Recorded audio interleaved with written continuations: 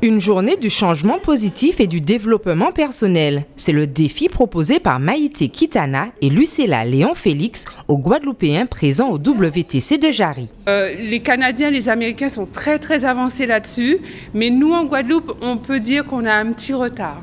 Et en tant que Guadeloupéenne, je suis vraiment persuadée que c'est une chose qui est excellente pour les Guadeloupéens, qu'on en a besoin, qu'on a tous envie de devenir une meilleure personne, de savoir qui on est, ce qu'on veut pour faire de vrais choix en fait, prendre de vraies décisions et pas rester formaté par la société ou par disons des questionnements qui viendraient de la famille. Donc vraiment se connaître pour justement faire les bons choix, prendre les bonnes décisions, élever nos enfants dans ce sens-là. Parce que pareil, en tant que maman, ça m'intéresse que mon fils soit quelqu'un qui ait sa vraie identité, sa vraie personnalité, et qui fasse ses vrais choix, pas que des choix pour me faire plaisir. Donc voilà, en fait, c'est en discutant de tout ça qu'on a décidé vraiment de mettre en place cette journée du changement positif en Guadeloupe. 3 experts, dont David Marouani, sont venus de l'Hexagone pour donner au public des pistes pour amorcer ce développement personnel. Gandhi le dit très bien, il dit « incarne le changement que tu veux voir dans le monde ». Donc, c'est à nous de faire ça. Moi, je suis là juste pour donner des outils. C'est-à-dire que moi aussi, j'ai mes défauts. Le développement personnel, c'est infini. C'est un travail quotidien.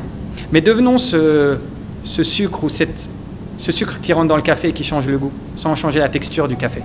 Ou la goutte de grenadine qui, au contact de l'eau, une goutte suffit pour changer la couleur de l'eau et son goût.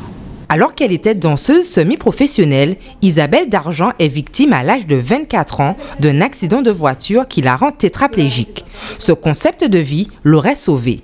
Je sentais que j'avais mes jambes qui commençaient un petit peu à bouger et les contractures, il faut les m'arrêter de manière médicamenteuse. En fait, moi je sentais qu'elles m'aidaient un petit peu. Et du coup, je suis tombée sur ce kiné qui a dit « mais on va s'en servir de tes contractures, t'inquiète ».